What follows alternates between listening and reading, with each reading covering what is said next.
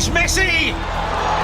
It is the cleanest of clean finishes from the best on the planet. It's time for the biggest sports stories. Liverpool, the champions of Europe, on top of the world. The biggest interviews. That such a great spectacle is ruined by such thuggish behavior. And all the analysis right here. He's the one player that has the arrogance to think that he can play in any stadium in the world and any pitch in the world in front of any player in the world and take them on. Every weekday, it's my sport, it's your sport. It's ZiFM Sport. Let's join the team for the biggest show in the world of sport on ZiFM Stereo. My station, your station.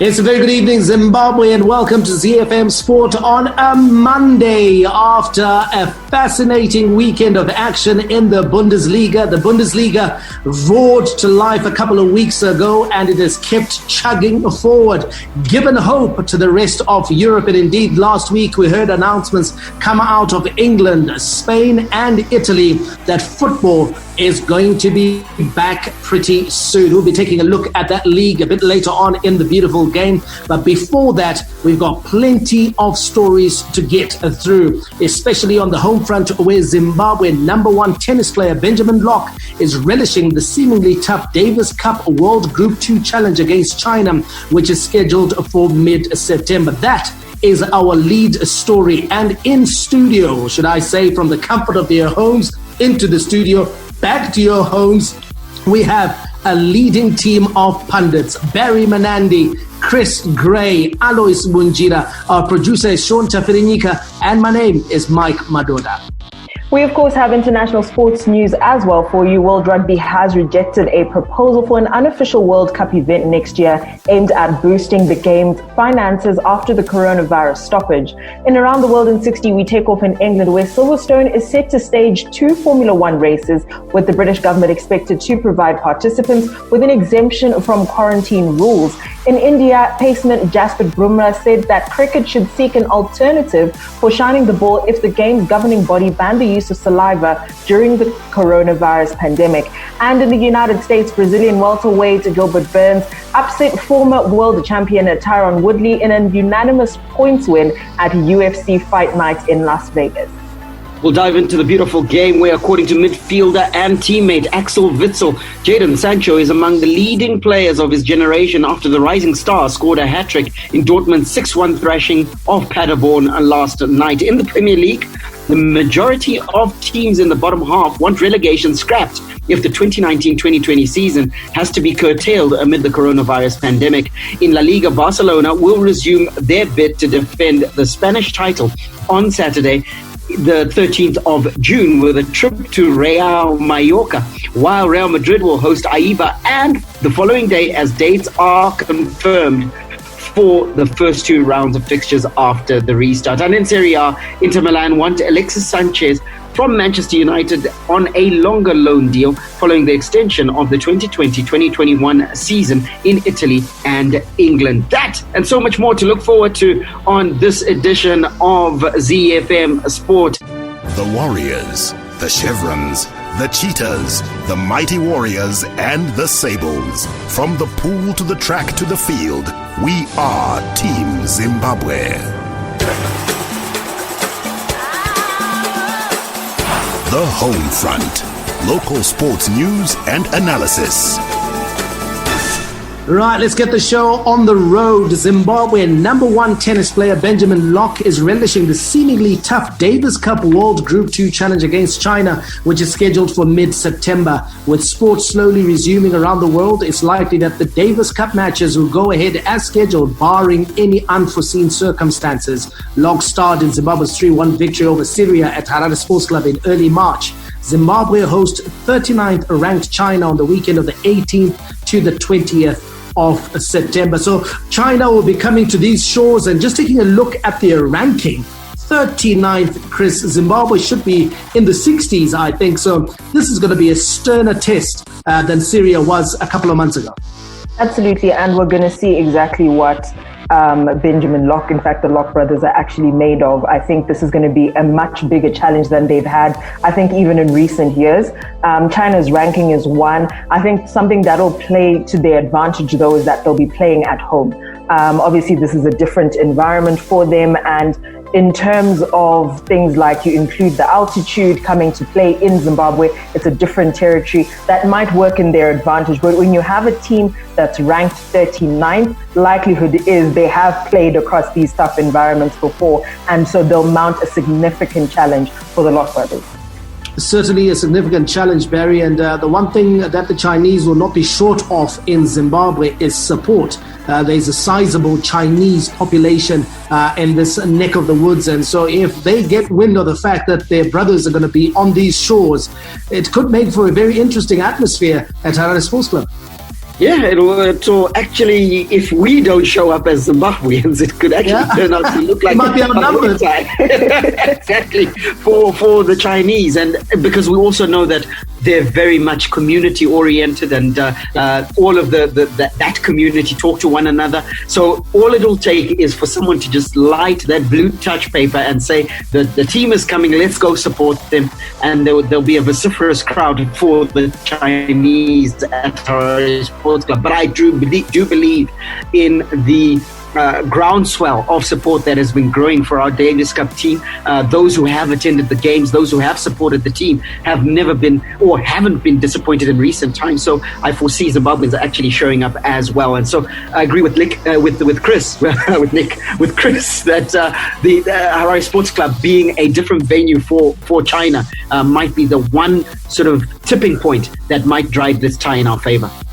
Yeah, absolutely, Chris. And Barry talked about the fact that, yes, Zimbabweans will show up at Harare Sports Club. But you know what? I've been somewhat disappointed with some of the crowds that have shown up at Harare Sports Club whenever the Davis Cup team has been in action.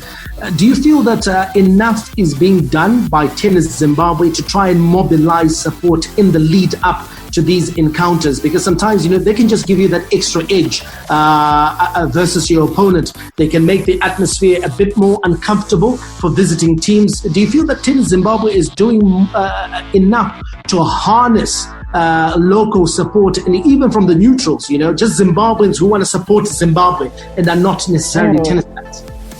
The great thing about tennis, I think, is in Zimbabwe specifically, is it's a family environment. So I don't think that they're doing enough to capitalize on just how big their audience could be for some of these matches and the number of people that could show up. If you take a look at just before these games actually happen, how much communication goes out? Do we have any communication? There's a little bit on social media that we see. There's very little on broadcast media besides us happening to stumble across it and talking about it.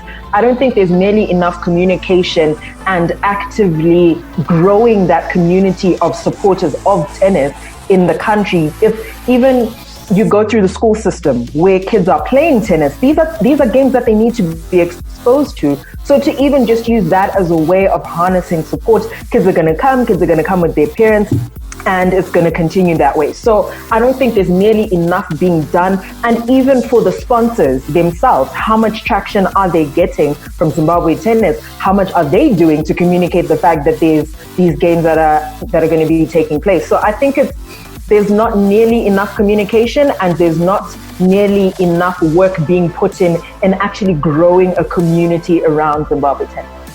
Chris, I like the fact that you brought up the issue of school kids. Tennis is a very popular sport, especially in our girls' schools. It's one of the main sports alongside hockey, etc. And I go back, Barry, to our school days, when we were primary school kids and we were in high school. One of the big things that Zimbabwe cricket did was to encourage schools to attend, to come and watch them in action, especially in the era when Zimbabwe had just one test status. So you're looking at about 91, 92, 93, 94. Back then, I was at Jameson in Kadama. We would actually drive to Harare to come and watch Zimbabwe, especially one-day international action over the weekend. And we were not the only school. There were dozens of schools that were doing the same thing, and it built aspiration. There was a lot of, in terms of motivation that came about as a result of that. it's something, or it's a model that Tennis Zimbabwe can use, because we're not seeing enough school kids attending some of these events.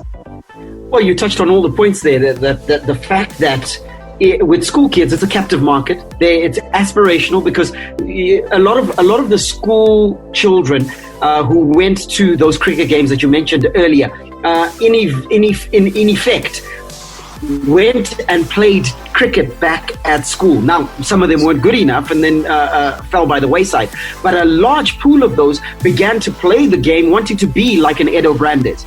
And so became an Edo Brandes. Some of them became an anti-flower. You take a look at the boys that have come out of Churchill. You take a look at even Ed Rainsford to come out of Kadoma, etc. We've got a number of these stories of kids who were in primary, early high school during that era, who looked at Edo Brandes, looked at Andy Flower, Dave Houghton, and Alistair Campbell, Neil Johnson, and Murray Goodwin, Henry Olonga, Pomi Mbangwa, and said, I want to be just like them. Some of them have actually managed to do so. 100%. And so it is aspirational. It is a captive market. But there's a third point as well. The fact that at school, it is required of you. It is almost law that whenever you go out and support, you must sing, you must create an atmosphere, and they've got the war cries that are pretty standard across. And I'm not sure, listen, I went to school when dinosaurs were still walking the earth, but I'm not sure if it's still the case right now, where the war cries across schools are pretty much the same. And so if you've got school kids... Boomla, boomla, ba, ba, ba, chikla, chikla, cha, cha, cha. Yeah, they're all the same. They all sound the same. Yeah, pretty much. Yeah. Yeah, that one sounds a little bit girly, but let's put that to one side. But like you said, you guys say this. You do the PE war cry. Come on. Come on, let's hear you. We don't have time, guys. Let's hear your manly PE war cry. Wow! Boomla, boomla, wah, wah, wah, boomla, boomla, cha, cha, cha. That's the same thing. That is the same thing. My friend, that puts hair on your chest one time. But bottom line is, the school kids create an atmosphere. So I think that, look, we will have sorely missed a trick, especially with China coming through. Woe betide, guys, if the Chinese ambassador latches onto this, which he definitely will, and puts money behind this and begins to market it in the Chinese community, we will be put to shame. Yeah, absolutely. I totally agree. And we have seen the Chinese, when it comes to some of their local initiatives, that they patronize them very, very well. It's always sold out. There's always a full house. And so if they show up at Harare Sports Club, indeed, we could actually be locked out of our own home venue. This is ZiFM Sport on a Monday, talking tennis, talking Zimbabwe Davis Cup action, which is coming in September when we take on China at Harare Sports Club. The big question is, will you be there? Hi, this is Alexandra Maseko, and I'm the national basketball team captain, and you're listening to ZiFM Sport. Right, our local sports news roundup starts with basketball, where national team captain Kapitan Vitalis Chikoko celebrated an unprecedented feat by bagging 3 awards in a European league. The 29-year-old Boulogne Lavayor center scooped 3 gongs after being named Player of the Year, Center of the Year, and Cotonou Player of the Year at the Eurobasket All-French Pro A 2020 Awards. Chikoko also made it onto the All-French Pro A first team, and this milestone comes in his 3rd season in France, during which he has won many MVP and Player of the Month awards. On to motorsport, where hotshot Zimbabwean kart racer Zach Dufty has set his sights high for the next exciting stage in his motor racing career. After competing in practically every karting class within the sport over the past 10 years and trophies to prove it, 16-year-old Zach and his father Kevin, who is also the racer's mechanic and mentor, are planning a progression. They want to move to the main circuit racing in the competitive South African Formula Ford class. For youngsters worldwide who want to get into professional racing, the logical step up out of karting is the Formula 1600, the Formula 1600 Championship, where the most promising up-and-coming race car drivers compete in the state-of-the-art single-seater cars. Let's wrap it up with news that, with effect from today, a number of sporting disciplines considered low risk by government can commence their activities provided they get clearance from the Sport and Recreation Commission. The sporting disciplines will also have to strictly comply with the government directives meant to stop the spread of the COVID-19. The SRC will be strict in their enforcement, and inspectors will be dispatched to various sites to ensure compliance with the conditions and the law. Those caught offside will face sanctions, and inspections will be carried out without any notice. Hi, this is Mike Madoda, and you can catch me and the team for all the latest breaking news out of the world of sport, local as well as international, on your favorite station, my station, your station, ZFM. We are Z-Team on ZFM Sport. Z. From the front of the grid to the back of the net, it's ZFM Sport. International Sports News Roundup, where the world comes out to play. All right, now World Rugby has rejected a proposal for an unofficial World Cup event next year aimed at boosting the game's finances after the coronavirus stoppage. Former Rugby Football Union CEO Francis Barron had put forward a plan for a 6-week, 16-team invitational tournament in the United Kingdom and Ireland, which he said could raise up to $306.5 million, shared among all unions involved. The governing body said in a statement, World Rugby does not intend to pursue such a proposal. It's a bit of a bizarre one. When you need money, you get a proposal that's going to raise money, and you laugh it off, Mike? Yeah, I can see two problems. First of all, Barry, regards this. I think the idea to try and raise money is a good one, especially in these times. A lot of these unions have suffered monumental losses as a result of the pandemic. But the very fact that, first of all, it's a 16-team tournament and that the money is to be shared between those involved means that what of Zimbabwe, what of Namibia, what of Kenya, what of Samoa, what of the nations that play rugby that don't qualify for this particular tournament? So it looks like it's something that's perhaps offering a solution to only the top tier in World Rugby. But the World Rugby, I think, have recognized the problems that would come as a result of this, because the ones at the bottom would be waiting with the begging bowls saying, listen, what of us? And don't forget the importance of these smaller nations, because these are the nations that vote you into power. So at the end of the day, correct, you don't want to put cut the hand that feeds you. Yeah, don't want to cut your nose to spite your face, as it were. Sort of the smaller nations are one consideration definitely for World Rugby. The question is Barry. The World Cup was last year. Why do you want to be playing another World Cup now? It's not. It's a World Cup style event, Michael. And I think that's where possibly Francis Barron got it wrong by terming it a World Cup style event. What I believe is that a tournament that would attract interest, attract TV interest in terms of the networks and broadcast partners is a good idea in itself, surely, Chris. Absolutely, and that was my thing, was looking at this like, okay, why would World Rugby reject the proposal? One thing that I hadn't considered was what Mike mentioned in terms of the political impact that it may have further down the line when it's time for people to cast votes again, what exactly has taken place before, and also just the teams that are going to be participating in this are the teams that are significantly more cushioned than the smaller nations who actually would need some of this money more than the 16 teams that will be participating. So for me, I think, like you said, terming it a World Cup-like event was an issue. But I think COVID-19 has brought about some really special and difficult circumstances for World Rugby, and these are some of the considerations that need to be made. Like, look, in as much as we had the World Cup last year, we need the money at the moment. So how are we going to raise an amount like $306 million? We have to have a similar event, or we need to create a platform similar to World Cup. So Mike, you've got Francis Barron's email address. Tomorrow morning, you're typing an email to him, and that email says what? The email?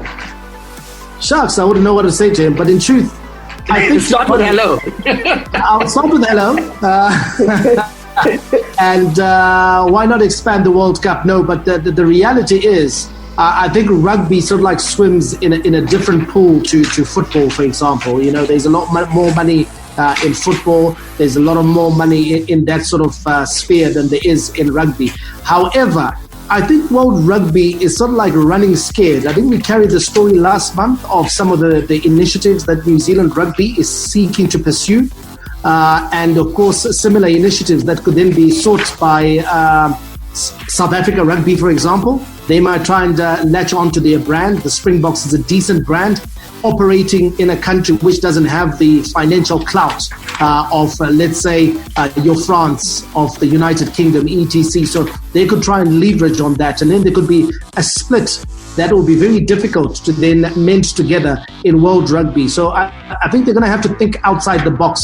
So for me, I would say, well, why not just stick to your guns and say we're going to hold a couple of tournaments. We're going to hold a tournament that combines Six Nations rugby and Southern Hemisphere rugby, because there's always been the big debate about, who is the better?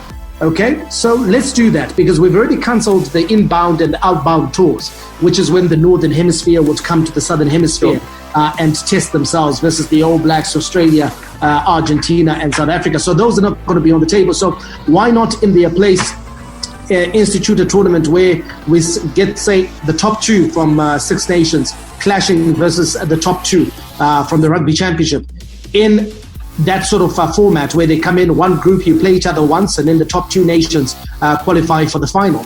That sort of thing can happen. But you also then have to hold a similar tournament for the nations at the bottom. Right.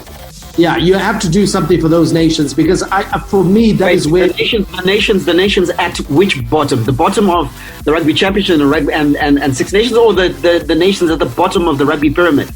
No, the ones at the bottom of the rugby pyramid, sadly, I don't think we count as much. Nations like Zimbabwe. I think I would then say to World Rugby, I would lobby for better funding. It's the same thing we talked about when we talked about Zimbabwe touring Australia for cricket, to say, let's use this moment where we seem to have a lot going for us, okay? This moment, we're never going to be in this moment for too long. But let's use it to negotiate some really good deals for ourselves going forward. So one of the things that Africa, for example, can say to World Rugby is say, okay, we'll give you the thumbs up to hold these tournaments, but we want you to fund rugby on the continent and to a larger extent than what you have been doing. The Africa Cup must become a bigger tournament, a glitzier tournament. There must be more money involved in the Africa Cup. You know, you can negotiate things like that so that, we are then able to hold our own Africa Cup.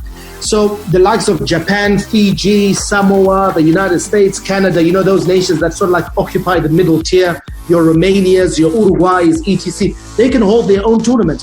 But what Africa needs is investment. And World Rugby can invest in Africa. It's just a matter of negotiating. That's it. And the moment is not gonna last long, guys. It's a window that we have. But if we don't have supreme negotiators or guys who see the opportunities, the moment is going to be lost. So word to former Rugby Football Union CEO Francis Barron is that well done in terms of thinking about a way in which World Rugby could raise money. And the email tomorrow that you'll receive from Mike Madwada will say, these are your options. And there are quite a few. Hi, I'm JC Krill, Springbok and Blue Bulls backline player. You are listening to ZiFM Sport. Around the world in 60 seconds. International sports news. Around the World in 60 is proudly brought to you by DSTV. We take off in England, where Silverstone is set to stage 2 Formula One races later, with the British government expected to provide participants with an exemption from quarantine rules. Britain will introduce a 14-day self-isolation period for travellers arriving in the country from the 8th of June. And with the Formula One season due to start less than a month later, there were fears that Silverstone wouldn't be able to host any races. But the government now appears set to provide an exemption from the measure to Formula One teams, meaning the behind-the-closed-door events should go ahead. We head over to India, where paceman Jasprit Bumrah says cricket should seek an alternative for shining the ball if the game's governing body banned the use of saliva during the coronavirus pandemic. The International Cricket Council is likely to implement a ban for the game's return when they meet next week after receiving medical advice that spit poses a COVID-19 transmission risk. Handshakes, celebratory high fives and hugs are also likely to be off limits when international cricket resumes, with safety protocols in place. We touch down in the US, where Brazilian welterweight Gilbert Burns upset former world champion Tyron Woodley with a unanimous points win at UFC Fight Night in Las Vegas. Burns moved to 6 straight wins with a 50-45, 50-44 and 50-44 decision after 5 rounds against the American. In the opening round, Burns bloodied his rival and went on to take Woodley to the floor in rounds 2 and 4, ensuring he was dominant throughout. Tonight, look out for tennis backstory, Serena versus the umpire. The story behind one of the biggest sports controversies of 2018 will be revealed in the debut episode of Backstory, a new ESPN documentary series featuring the investigative reporting of 3-time Pulitzer Prize winner Don Van Natta Jr. Don't miss it tonight, 7:30 p.m. on Supersport 1. Hi, I'm Clemens Matau, chicken in midfielder. You're listening to ZiFM Sport. The big leagues, the big teams, the big players. The beautiful game on ZiFM Sport. Horsepower unmatched. Torque to beat the best. Speed unrivaled. Sleek and easy on the eye. Let's get behind the wheel of football engineered to perfection. The Bundesliga, made in Germany. Kickoff is in Germany, where, according to midfielder and teammate Axel Witsel, Jadon Sancho is among the leading players of his generation after the rising star scored a hat-trick in Borussia Dortmund's 6-1 thrashing of Paderborn last night. The 20-year-old is now the youngest player in Bundesliga history to reach 30 goals. Witsel spoke so highly of Sancho, who celebrated his first goal by revealing a T-shirt in tribute to George Floyd, who died while in police custody in the United States last Monday. I think he's one of the best of his generation. He still have a lot to improve, to progress, because he's really young. But, I'm sure in his position as a winger, he will be one of the best. Borussia Dortmund running out convincing winners, and of course the man who scored half the team's goals, Jadon Sancho, the inspiration, the architect of yesterday's resounding victory, Barry. And it must be frustrating for Borussia Dortmund fans that they can turn it on and off when they so choose, but unfortunately against one opponent, Bayern Munich, they can't quite bring it together when it matters. Yeah, and that frustration, I think, must be stemming throughout the organization of Borussia Dortmund, because you look at them against every single other opponent in the Bundesliga, they have been imperious. But I think where it needs to happen, they aren't getting it done. And if you look at those 6 points that they dropped to Bayern Munich, that will put them within a point of the very same opponent in the league, Bayern Munich. So this would have put them right in the frame. For me, I think Borussia Dortmund, they might be saying to themselves they're probably one player short of a full deck. The tragedy is that they're going to continue to lose their best talent, meaning that when you get a player on, that player can, when you sign a player, he can cause the team to rise or to increase or improve in exponentially. But similarly, the reverse is true. When you lose the player, you can also lose ground exponentially. So if they are to lose Jadon Sancho, and God forbid they even lose Erling Haaland as well, this team could be very, very different come next season. Chris, Barry saying that they stand the real possibility of losing some of their best players, as has become a trend over the last 5, 6, 7, 8 years. But they are now in a different position from where they were, let's say 4 or 5 years ago, because financially now Borussia Dortmund are in a very strong position, and I feel like their board needs to make a decision as to whether they're going to prioritize the finance side of the football club, or they're going to try and balance it out with success on the football field, which may mean that less profits, because we are paying a good wage and hanging on to our best players. That's the decision almost like that they have to make now, because they have the financial capacity to hold on to those players, actually. Absolutely. I think it's going to be a little bit tougher, especially now, and there's going to be a tricky balancing act for them. If you look at the impact that COVID-19 has had on sports teams anywhere in the world, it's been a really big impact on the books. Financially, it's been a big impact. So how do you then balance that out with a team that is, like Barry said, maybe one player short? This team is almost perfect. This team is about to challenge. How do you balance that out with, you know what, this team it needs to recoup some of its money that it's lost in during the COVID-19 crisis. So I think it's going to be a tricky balancing act for them, especially now. A player like Jadon Sancho, I don't see staying at Borussia Dortmund, not when teams like Manchester United and Liverpool are hunting him and are as persistent as they seem to be. I don't mean to be spiteful, Chris, and I know you're a United fan, but tell me one reason. No, tell me one good reason why Sancho would want to leave Borussia Dortmund for Manchester United. Not for Manchester United. I personally don't think that Manchester United would be a good move for him. I don't think a move from Borussia Dortmund to a team that's potentially not playing Champions League football is going to be of benefit to him. But for a team like Liverpool, he might consider the jump. Will he get possibly less game time? Yes, at Liverpool. But I think that that's a jump that he'd be more willing to make, definitely, than Manchester United. I'm with you there. Mike, I think just to build on what the case that Chris was building earlier, and that's to do with the organization that is Borussia Dortmund. Your question around how they need to now make a conscious effort to retain their best talent and decide that they are now a financially sound institution. The sad thing is that there's a difficult decision that the board is going to have to make. And this one is to get rid of an individual who has navigated these choppy waters very successfully. But unfortunately, it doesn't look like he's able to now click himself out of that gear of maintaining financial prudence. And that is Hans-Joachim Watzke. And he has done a phenomenal job at Borussia Dortmund in stabilizing the ship as CEO and running that organization, making it profitable, making sure that the team is competitive on the field of play, is a desired brand within the German community populace, and then making it and turning it now what it definitely is, a global brand. BVB is a global brand. But I don't think he's been able now to make that transition himself into, right, we are now a global brand. How do we then kick on?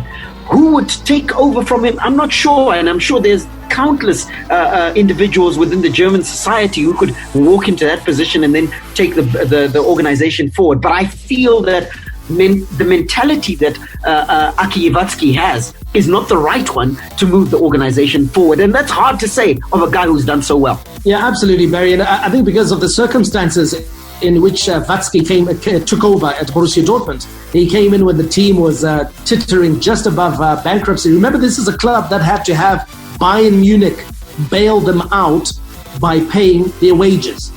I mean, think of that. A fellow Bundesliga side had to come through and say, hey, guys, come on, we're going to pay wages for you guys, because if we don't do that, you guys are going to sink.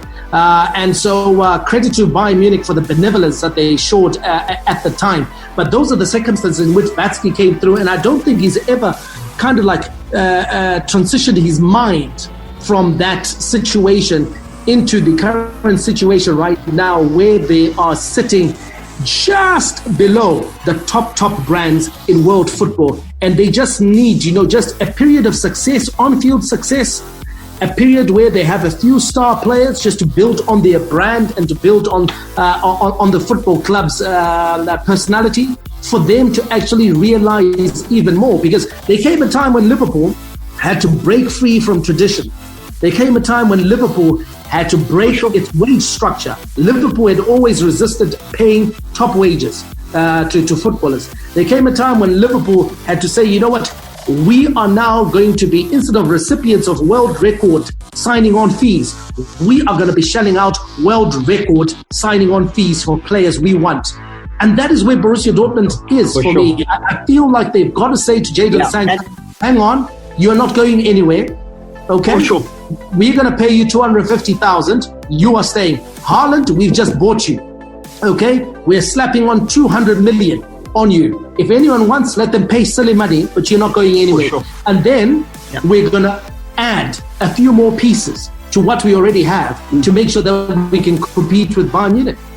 For sure, and it's the same transition almost in inverted commas that clubs like Barcelona had to make, whereby as a club, Barcelona has always been humble, meek, mild, a lovely club. The youngsters, La Masia, yes, and all of that. And it's wonderful when we're sitting around a fire and singing Kumbaya.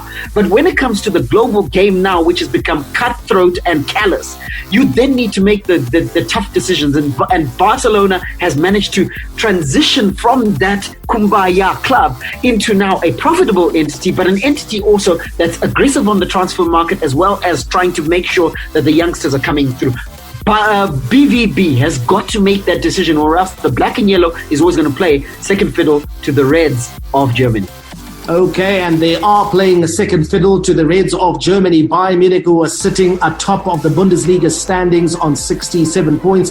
Dortmund on 60. In third place is Borussia Mönchengladbach, 56 points. Same points that Bayer Leverkusen have in fourth place on 56. Mönchengladbach with the better goal difference. Leipzig have dropped out of the Champions League places, and they're 1 point adrift on 55 in fifth place. Wolfsburg on 42. Hoffenheim in seventh place complete the European places. So it looks like a Red Bull Leipzig, Chris, the return of football hasn't gone too well for them. It hasn't gone too well for them. They're just missing that fourth place in Champions League, and it's going to be really tough for them if they continue on this trajectory to be able to maintain that and to be able to jump into that top four. Talking about those Champions League places in action tonight, Red Bull Leipzig, who we were talking about earlier with Chris, have got an opportunity to climb back into the Champions League places when they visit Cologne. So it's a must-win encounter for Timo Werner and company. All the rivalry. Here is Harry Kane for Tottenham.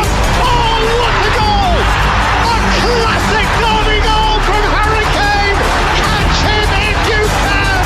All the stars. Oh, back he is, Liverpool 2 in front. Talk about impudence. Talk about improvisation. Talk about Sadio Mane. And all the game-changing moments. And Raheem Sterling rattles at home. And once more, City are in front in a trice. All the updates from the Premier League on ZiFM Sport.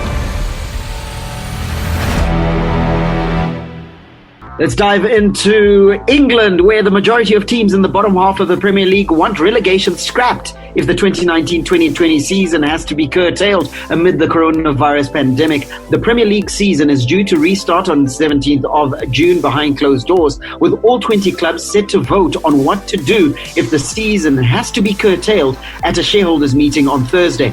Top flight officials are recommending a simple points per game formula to work out league placings if the season has to be cancelled, for example, if there is a second wave of coronavirus infections or a new lockdown enforced by the UK government. We're not there yet, but they're looking at every single scenario, every single way that things could pan out.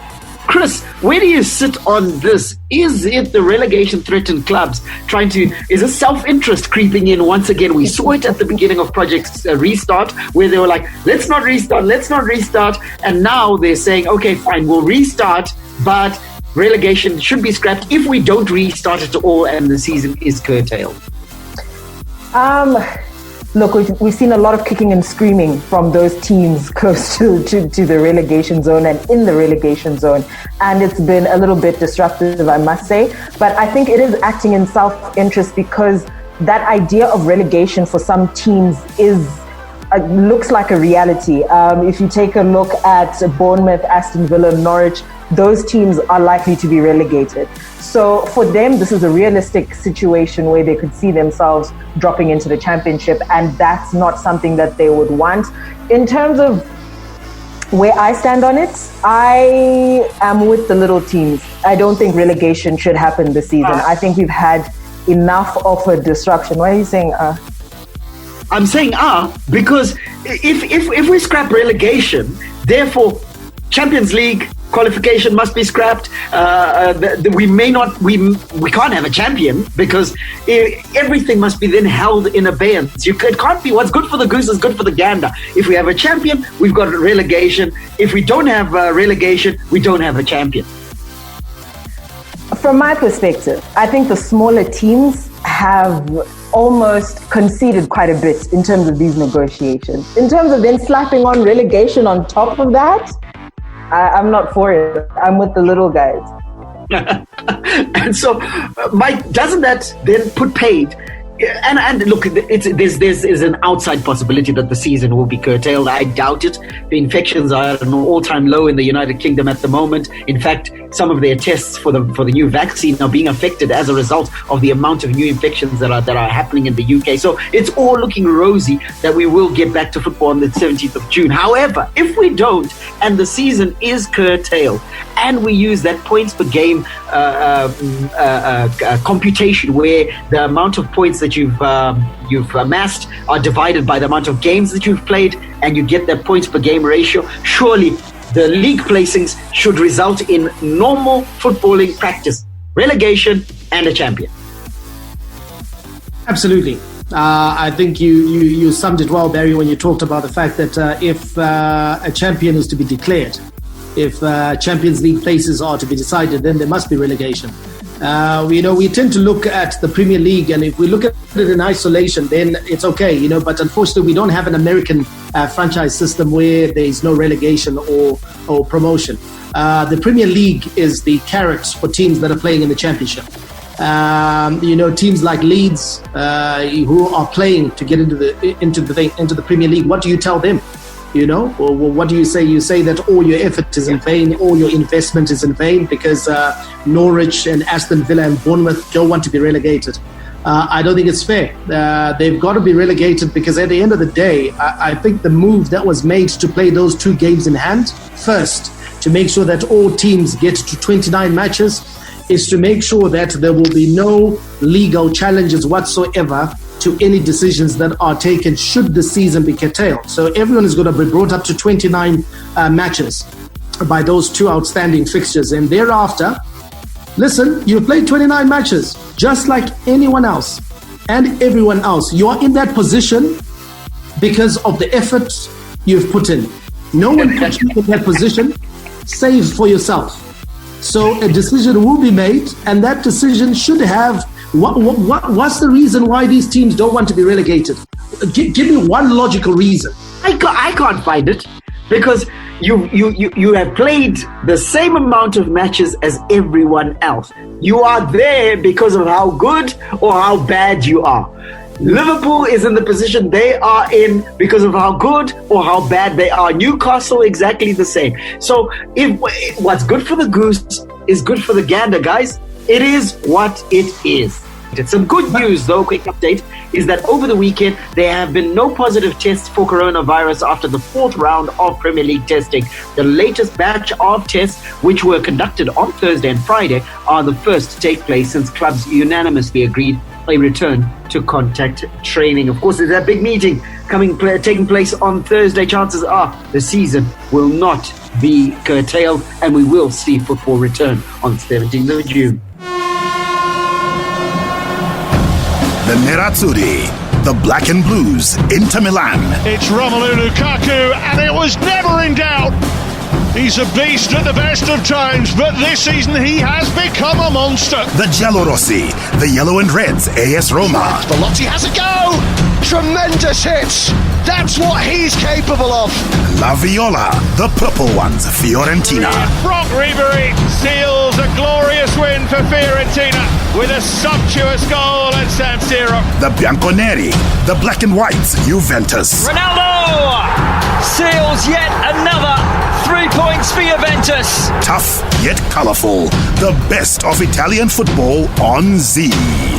Inter Milan wants Alexis Sanchez from Manchester United on a longer loan deal following the extension of the 2020-21 2021 season in Italy and England. Inter are believed to be paying just a quarter of Sanchez's £450,000 wages, with the current 10-month deal, which is set to end on the 30th of June, expected to cost United around £6 million, while Inter have no option to buy. However, sporting director Piero Osilio has told Sky in Italy the club are now looking to extend Sanchez's stay until the end of Serie A campaign, which will be completed through the European summer due to the ongoing coronavirus pandemic, much like the Premier League in England. Mike, for you, keeping Alexis Sanchez at Inter Milan only makes sense just until the end of the season.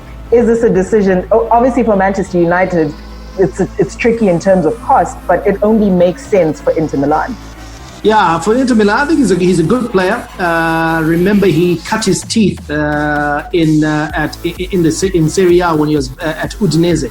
That's when he attracted Barcelona's interest, and then the subsequent moves to the Premier League after that. A very colourful stint at Barcelona. I was actually surprised that he left Barcelona, because I always felt that he was a very good player for Barcelona, and I think he would have grown to become a proper superstar at Barcelona. But I think he was too impatient at Barca and decided to go, I think, for the wealth of the English Premier League.